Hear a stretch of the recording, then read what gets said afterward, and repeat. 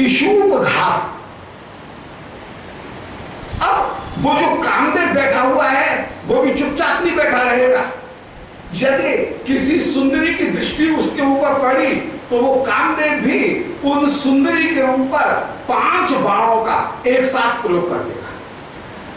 मोहन, मादन, उच्चाटन, वशीकरण, मारण, ये 5 जो बाण हैं उन 5 बाणों का वह अरविंदम अशोकम च नूतम च नवमालिका लीलोत्पलम च पंचैते पंचबाणस्य सायका, जो 5 बाण हैं उन 5 बाणों का वह एक साथ प्रयोग वो कामदेव कर देगा।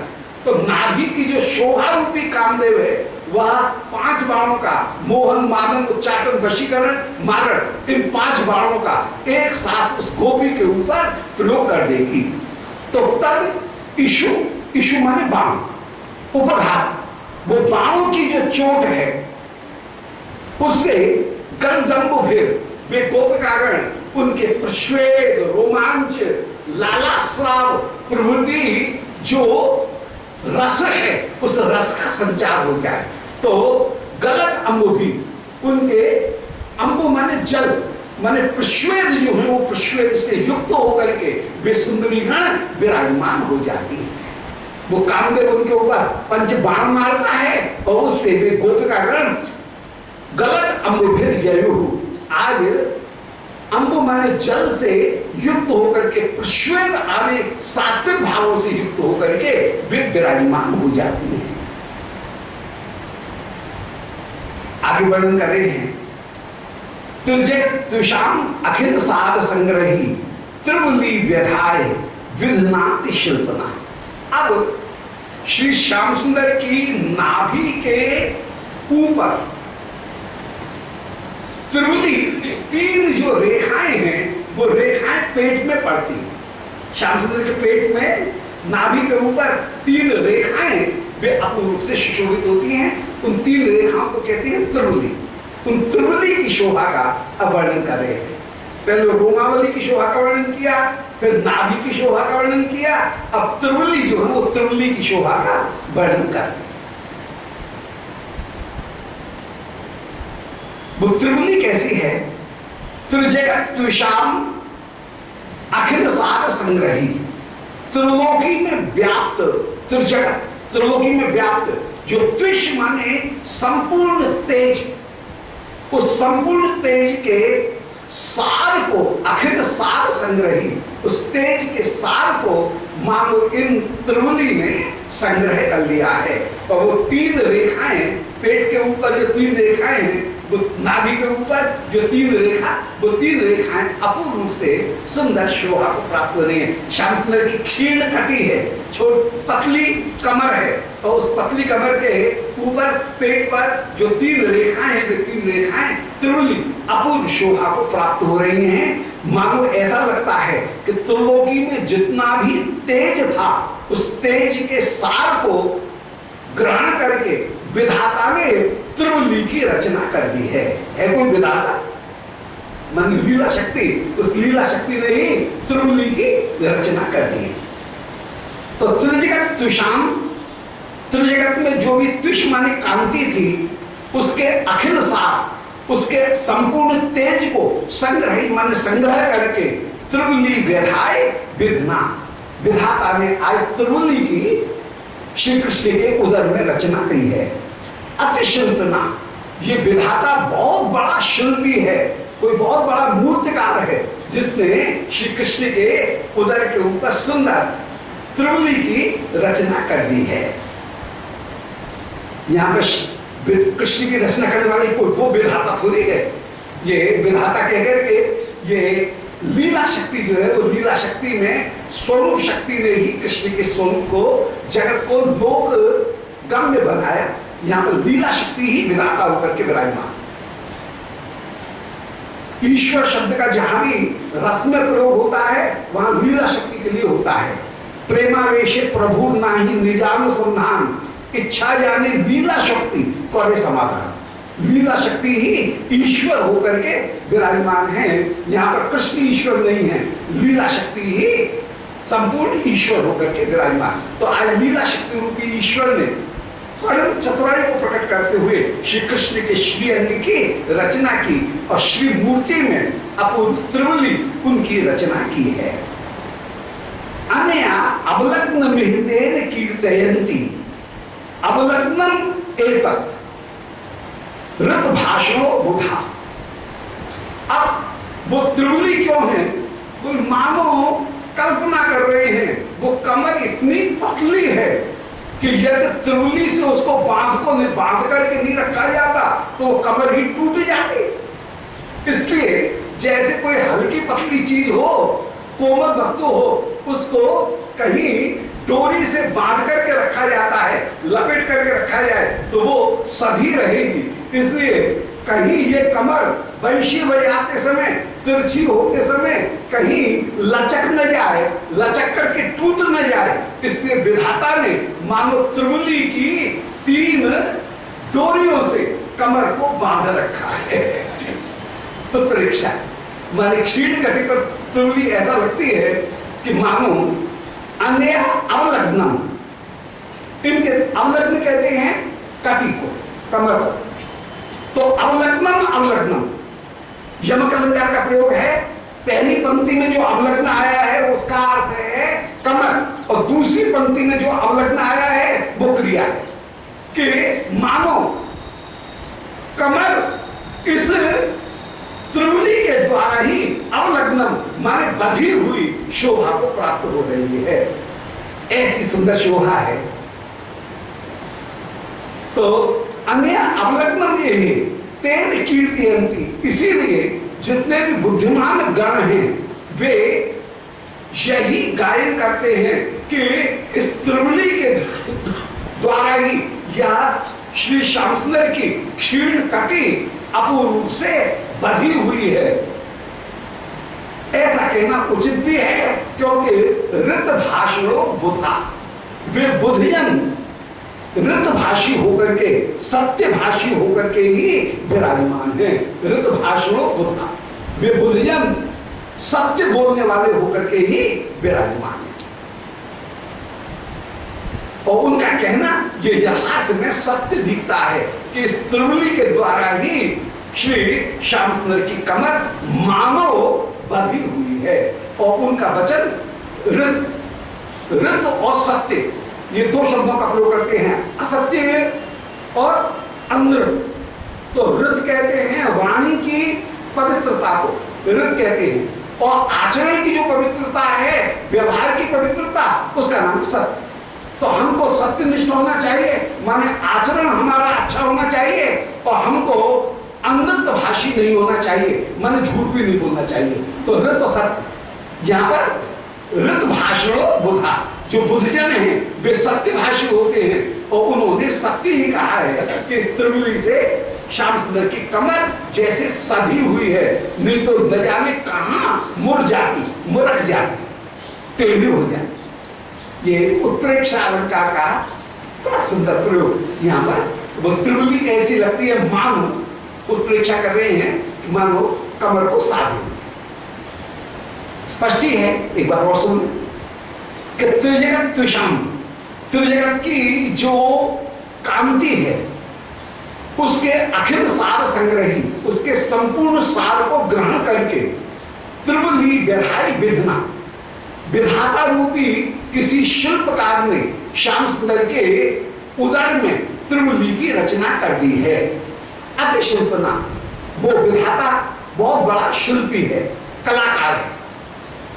और अन्य अवलग्नम उस त्रिवली के द्वारा ही, अवलग्न माने कमर श्याम सुंदर की, अवलग्नम कहीं बधी हुई है, जुड़ी हुई है, अवलग्न होकर के विराजमान है। अन्य अवलग्नम अवलग्नम, इनके द्वारा अवलग्न माने कमर, अवलग्न माने जुड़ी हुई है। यद अलंकार का प्रयोग एक शब्द का 2 बार प्रयोग हो रहा है, दोनों बार अलग अलग अर्थ हो रही है। तेन कीर्तयन्ति, ऐसा बुद्धिमान जन कृष्ण की शोभा का वर्णन करते हैं, क्योंकि वे बुद्धिमान जन, वे बुद्धजन ऋत भाषण, सत्य बोलने वाले हैं, ऐसा वे वर्णन करते हैं। कृष्ण की त्रिपुली का वर्णन करके अब नक्षिक वर्णन में श्री कृष्ण की कमर का वर्णन कर रहे हैं। रोमावली का वर्णन हो गया, नाभि का वर्णन हो गया, त्रिपुली का वर्णन हो गया, अब कमर का वर्णन कर रहे हैं, कटी का वर्णन कर रहे हैं कि अति तुंग पीन घन बक्षसो भरम बहदेव मध्यम अगाधिव श्रम। श्याम सुंदर की कमर इसलिए पतली हो गई है, कल्पना कर रहे हैं वो इसलिए पतली हो गई है कि श्याम सुंदर का वक्षस्थल तो सिंह के समान, वृषभ के समान चौड़ा है, महावीर है इसलिए चौड़ा वक्षस्थल, परंतु जो कमर है वो पतली हो गई है। आजकल कहते हैं वो वी शेप, जो अंग्रेजी की वी उसकी शेप होनी चाहिए। तो यहाँ पर श्री कृष्ण की कमर जो है वो बिल्कुल पतली, वक्षस्थल चौड़ा है और कमर पतली होकर के विराजमान। तो उस पतली कमर के विषय में कह रहे हैं कि तुंग पीन घन वक्षसा, विशाल सुपुष्ट जो वक्षस्थल, उस वक्षस्थल का भार सहन करना पड़ता है इस कमर को, इसलिए ये कमर मानो भार को ढोते ढोते या पतली हो गई है, कमर को हो गई है पतली और वक्षस्थल सुविस्तृत। श्याम सुंदर का वक्षस्थल है, गोपीनाथ का वक्षस्थल अद्भुत, जहां श्री मदन मोहन सदी का मुख, श्री गोविंद सदी का मुख, गोपीनाथ सदी का वक्षस्थल और श्री मदन मोहन सदी के चरण, तो तीनों अपूर्व होकर के विराजमान और तीनों की एक साथ शोभा प्राप्त है। तो वो श्री राधारमण लाल एक जगह, तो तीन वक्षस्थल उनकी शोभा तो अद्भुत होकर के विराजमान।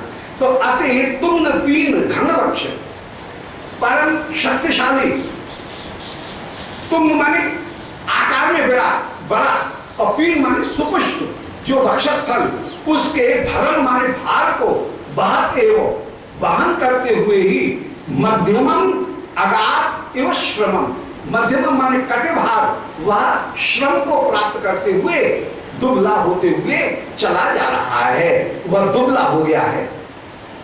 और निज बाम को अनुमत एवं, और ये कटी कुछ बाईं ओर झुकी हुई चली जा रही है। भार ज्यादा है, जब ज्यादा भार होता है तो जब श्रीअंग में लफन होती है तो लफन होने पर वो कमर पतली है इसलिए कहीं ना कहीं तो झुकेगी, तो ये बाईं भाग की ओर निज बाम तो अनुमत, ये कटी बाईं ओर झुकी हुई चली जा रही है। तो निज बाम तो अनुमत एवं आत तन्विदम, और जब बाईं ओर झुकी तो उस समय तन विनम त्रिक भंगी, उस समय त्रिक जो है, त्रिक कहते हैं कमर का पीठ का पीछे वाला जो भाग है, तो कमर जो है वो यदि पतली हुई तो त्रिक माने पीठ का जो भाग है, वो पीठ का भाग भी मानो अति तनु होने के कारण, तो अति तनु अति पतला होने के कारण त्रिक भाग वो भी कुछ टेढ़ा सा होकर के विराजमान हो रहा है। तो श्री श्याम सुंदर जब बंशी बजाएंगे उस समय कमर बाईं तरफ झुकेगी और बाईं तरफ झुक करके फिर यो टेढ़े होकर के जो बंशी बजाएंगे तो ग्रीवा भी प्रिया जी की तरफ झुकेगी बाईं ओर श्री स्वामी खड़ी है तो बाईं ओर जो ग्रीवा है वो भी बाईं ओर झुक रही है, कमर जो है वो भी बाईं ओर झुक रही है, परंतु जो पीछे का जो भाग है पीठ का, वो पीठ का भाग वो भी टेढ़ा हो जाएगा, पीछे से गोल सा दिखेगा। जो चरण पीठ का भाग है वो गोल सा जो दिख रहा है वो आज टेढ़ा होकर के लंगे मनुष्य स्वरूप को धारण कर रहा है। तो त्रिक भंगी माने पीठ की जो भंगिमा है वो भी लंगे में भरेणो, आज लंगे माने टेढ़ी होकर के विराजमान है, लंगे दिख रही है भरेण लक्ष्य से, भार के कारण, भरेण माने भार के कारण लंगे लक्ष्य से वह भी आज तिरछी सी दिख रही है। और श्री श्याम सुंदर बाईं ओर कटी करके जब बंशी बजाते हुए विराजमान हो रहे हैं उस समय ग्रीवा भी बाईं ओर झुक रही है, कमर भी बाईं ओर, कंधा कमर वो भी बाईं ओर झुक रहा है और बाईं ओर झुक करके पीठ का जो भाग है वह भी कुछ गोल होकर के, लंगिम होकर के, कुछ वक्र होकर के पीठ का भाग भी अपूर्व रूप से दिख रहा है। तो निज बाम तो अनुमति हो, अपनी बाईं ओर कुछ झुकने के कारण अति तनु इदम, जो अत्यंत तनु था, पतला था, ऐसा इदम तृक, जो पीछे का भाग था, तृक माने कमर का, पीठ का जो भाग था वो पीठ का भाग भी लंगिमम, कुछ झुका हुआ, बाईं ओर झुका हुआ ही भरे न लक्ष्य से, भार के कारण बाईं ओर झुका हुआ ही दिख रहा है। ऐसी सुंदर वक्षस्थल पीठ की शोभा है। अब नवलीनता लशति दक्षिणे से तदिदम विमोहन कृते मृग दिशीनाम इतरत्र पुष्कल बलित्व मत्स्य तो गुर भार धारण में संभवे। अब नवलीनता लशति, इस कमर की कोई अपूर्व लीलता माने अपूर्व नई लीलाशीलता, लसती माने शिशुरित हो रही है, नवलीलता लसती, इस कमर की कोई अपूर्व लीलता माने लीलाशीलता वो ही सामने प्रकट हो रही है। तो नवलीलता लसती दक्षिणोक्त तदिदम विमोहन कृते मदीश दिशा। तो जब कमर दाहिनी ओर झुकी तो कमर का एक भाग जो है वो दाहिनी ओर निकलेगा।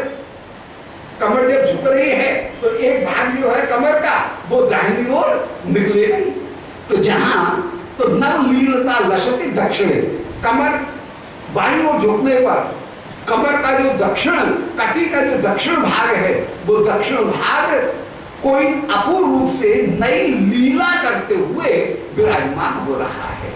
नवलीलता लसती दक्षिणे श्री श्याम सुंदर की कमर, उसका दक्षिण भाग कोई अपूर्व नई लीला को प्रकट करते हुए, लीलता प्रकट करते हुए, लीला को प्रकट करते हुए सुशोभित हो रहा है।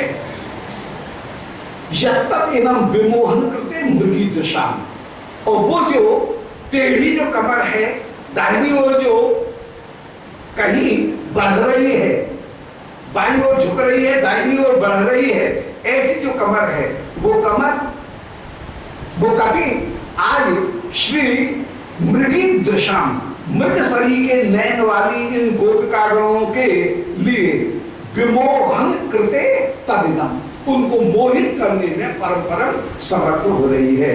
वो कमर का टेढ़ापन, कभी ये रसकों ने वर्णन किया, सौंदर्य का भार इतना ज्यादा है कि श्रीमान जी कभी सीधे तो खड़े हो ही नहीं सकते।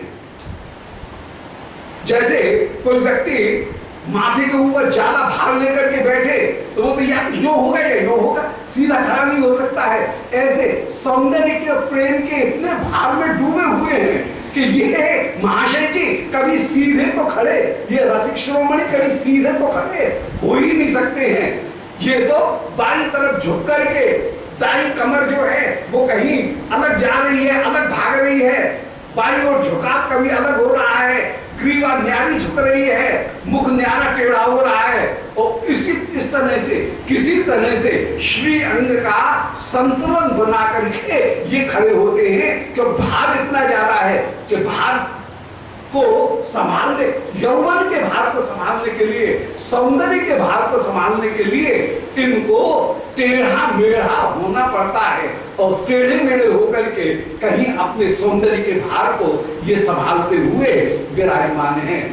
सौंदर्य के उस गुरुत्वाकर्षण को कहीं वो बाहर नहीं निकल जाए, उसके लिए जैसे टेढ़े मेढ़े होकर के उस गुरुत्वाकर्षण को कहीं भीतर ही संभाल करके ये विराजमान है कि कहीं बाहर निकल जाए, बाहर वो सौंदर्य और श्रीअंग कहीं बाहर नहीं हो जाए। ऐसे एक अंग दाहिना हो रहा है तो दूसरा अंग बाईं ओर झुकता हुआ विराजमान हो रहा है, ऐसी सुंदर शोभा हो रही है।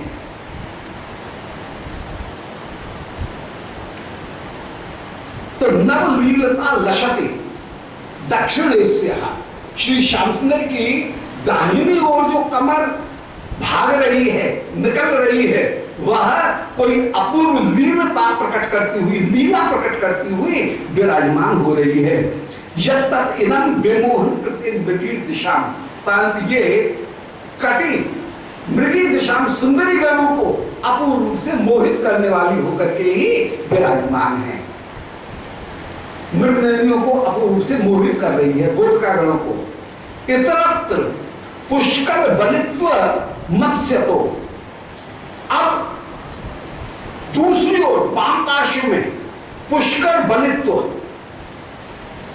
पुष्कर जो बलित्व है, भारी बलवान रूपता, वो बलवान रूपता भी मत्स्यता स्थापित कर रही है। अस्यता मान फेंकना, अस धातु जो है वो कहीं फेंकने के कहते हैं ना, आस्य, आस्य माने जिससे फेंका जाए उसका नाम आस्य, शब्दों को जिसके द्वारा फेंका जाए उसका नाम आस्य। तो अस्यता है, तो ये पुष्कर बलित्व मत्स्यता अपने इतरत्व माने वाम भाग में पुष्कर बलता को या अस्यता माने फेंकती हुई विराजमान हो रही है, पुष्कर बलशाली होने के गुण को प्रकट कर रही है, मानो दिखा रही है कि वाम भाग ज्यादा बलशाली होकर के विराजमान है। पुष्कर बलित्व मत्स्यता, सर्वदा सर्वदा वाम भाग ज्यादा बलशाली होता है, वाम भाग कहीं बलशाली। जितने भी आजकल जितने भी वो सेल्फी लेने वाले हैं, वे बाईं ओर की सेल्फी ज्यादा आती है। हमारे ये एक सामान्य नियम भी है, हमारे चेहरे के दाहिने गाल की अपेक्षा बाएं गाल की शोभा ज्यादा होती है, ये एक सामान्य नियम भी है। प्राय सेल्फी लेने वाले वे उनके बाएं जो चेहरा है उसकी सेल्फी में ज्यादा लेते हैं और वो ज्यादा सुंदर आती है, ये एक सामान्य नियम भी है। तो वाम भाग निस्संदेह अधिक सुंदर, अधिक बलवान होकर के विराजमान, इनके वाम भाग में है कोई, श्री श्याम सुंदर जो है उनके वाम भाग में कोई बलशाली विराजमान है, तो वाम भाग तो अवश्य ही अत्यंत अत्यंत बलशाली है। सामने में थोड़ी ताकत कम है, गोली ज्यादा ताकतवर है। साम्राज्य प्रेम में कभी प्रेम में विफल होकर के गिरता है तो सामने में पूर्ण भाव दीर्घ भाव उत्पन्न हो जाते हैं, परंतु स्वामी में ताकत ज्यादा है, वे मूर्छित होकर के गिरती हैं तो उनमें दीर्घता, उनमें पूर्ण रूपता नहीं आती है। महाप्रभु के स्वरूप में कृष्ण जब राधिका बनते हैं तो कृष्ण में पूर्ण रूपता या दीर्घ रूपता आ जाती है, उनके हाथ पांव के जोड़ खुल जाएंगे, हाथ पांव लंबे हो जाएंगे, पर प्रिया मूर्छित होकर के गिरती हैं तो प्रिया उनके जोड़ नहीं खुलते हैं, वे वैसी की वैसी रहती है। इससे पता लगता है कि सामरा कमजोर है, गोरी ज्यादा ताकतवर है, ये अपने आप प्रकट हो रहा है। कृष्ण जब राधिका बनकर के मूर्छित होकर के गिरते हैं उस समय महाप्रभु के स्वरूप में उनमें दीर्घ भाव उत्पन्न हो जाता है, उनमें कभी पूर्ण भाव उत्पन्न हो जाता है, परंतु श्री किशोरी जो जब मूर्छित होकर के गिरती है उस समय उनमें दीर्घ भाव पूर्ण भाव नहीं होते हैं, उनमें अपने स्वरूप को संभालने की सामर्थ्य विराजमान है। गौरी में स्वाभाविक रूप में विरह के ताप को सहने की सामर्थ्य ज्यादा है, श्याम सुंदर कमजोर है, ये अपने आप प्रकट हो रहा है। तो आज वो जो श्रीअंग है वो बाईं ओर झुक करके मानो ये दिखा रहा है कि इतरत्र पुष्कल बलित्वम, कि दाहिने भाग की अपेक्षा बाएं भाग में बलशीलता ज्यादा है, वो ज्यादा बलवान होकर के, पुष्कल बलित होकर के बायां भाग ही विराजमान है। इति अस्यतः, यह प्रकट करते हुए गुरु भार धारण में ही संभवे। मानो आप ये विचार करते हैं कि प्रेम के गुरु भार को धारण करने की सामर्थ्य जैसी वाम भाग में विराजमान है, ऐसी दक्षिण भाग में नहीं है। प्रेम की गरिमा जैसी बाएं भाग में है, जैसी वाम भाग में विराजमान किशोरी जी में है, ऐसे दक्षिण भाग में नहीं है। इसलिए भारी भार को धारण करना है तो श्री प्रेम के भारी भार को धारण करने में प्रिया ही ज्यादा समर्थ हैं। तो गुरु भार धारण में ही वो संभव है, बाएं भाग में ही गुरु भार को धारण करने की सामर्थ्य अधिक विराजमान है। तो इतरत्र पुष्कल बलित्व मस्यता श्री श्याम सुंदर, उनकी कमर बाईं ओर झुकती हुई, कमर का एक भाग दाहिनी ओर भागता हुआ जब त्रिभंग ललित होकर के भी विराजमान है, तो मालूम होता है कि बाएं श्री अंग में भार को वहन करने की शक्ति अधिक है, इसलिए बाईं ओर ही भार डालते हुए विराजमान है। तो बाएं भाग की ज्यादा महिमा है। अब वैसे भी गोवर्धन धारण किया तो बाएं हाथ से धारण किया, तो बाएं हाथ में दम ज्यादा है, वाम भाग में दम ज्यादा है। सब गोपिकागण श्याम सुंदर से यही कहती हैं, जो श्याम सुंदर ये मत समझना कि गोवर्धन तुमने उठा रखा है। बोले कछु माखन को बल बढ़े हो, कछु गोपन करी सहाय। और श्री राधा जी की कृपा से है गिरवर लयो उठाए। तो ये बाएं हाथ से जो उठाया है, ये वाम भाग तो हमारी श्री किशोरी जी का श्री हस्त है, किशोरी जी का भाग है। उन राधा जी की कृपा से ही बाएं भाग से आप गोवर्धन धारण करके विराजमान हैं। तो मानो आप अपने वाम भाग को अधिक पुष्कल बलित्व युक्त है, यह अस्यतः, यह जगत में प्रकट करते हुए विराजमान हो रहे हैं। गुरु भार धारण यही संभव है। यदि भारी भार को धारण करना है तो बाईं ओर ही भारी भार को धारण किया जा सकता है, ये संभावना है।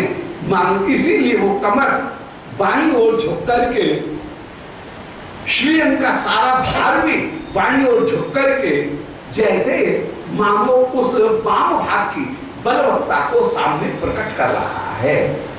ये बड़े सुंदर उत्प्रेक्षा अलंकार का प्रयोग, जहां पर सकारण कारण देते हुए फिर किसी वस्तु को निरूपण किया जा रहा है। तो ये उत्प्रेक्षा का बड़ा सुंदर प्रयोग है कि मानो ऐसा दिख रहा है। तो नवलीलता लशत दक्षिणे से तदिदम विमोहन कृते मृगीतृषाम और इतरत्र पुष्कल बलित्वम अस्यतः गुरु भार धारण में संभवी। मानो ये संभावना है, उत्प्रेक्षा है, संभवित उत्प्रेक्षा अलंकार हो गया, संभावना है। मानो ऐसा लग रहा है कि वाम भाव में ही भार को धारण करने की सामर्थ्य ज्यादा है और दक्षिण भाग जो है वह उसका दर्शन करके सब गोपिकागण मोहित हो रही हैं और वाम भाग सारे भार को धारण करते हुए विराजमान हो रहा है। तो नव लीलता माने नई लीला शक्ति, लसती माने सुशोभित हो रही है। दक्षिण एशिया, दक्षिण भाग में नई लीला शक्ति प्रकट हो रही है। तदिदम विमोहन करते मृगी दिशा, उससे गोपियां मोहित हो रही हैं। मृगी दिशा मोहित करते इधर, गोपियों को मोहित करने के लिए ये लीला है।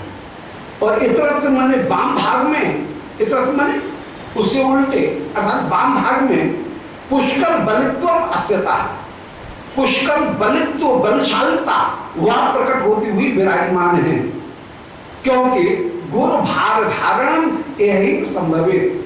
भारी भार को धारण करना यह वाम भाग के द्वारा ही संभव है।